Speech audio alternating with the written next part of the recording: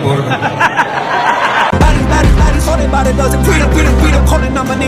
நீயும் தூரம் போக நெஞ்சு புண்ணா கிடந்தேன், ஒப்பாதம் போகும் பாத வழி மண்ணா கிடந்தேன், காலகாலம் தாண்டி உயிர் ஊரக்கணிதேன், ராச ராச வந்தா உலகெல்லாம் அடைஞ்சேன்.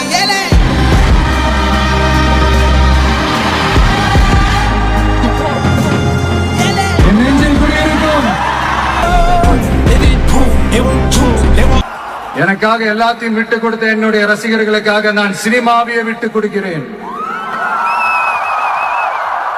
இந்த விஜய் சும்மா நன்றின்னு சொல்லிட்டு போறவன் கிடையாது, நன்றி கடனை தீர்த்துட்டு தான் போவான்.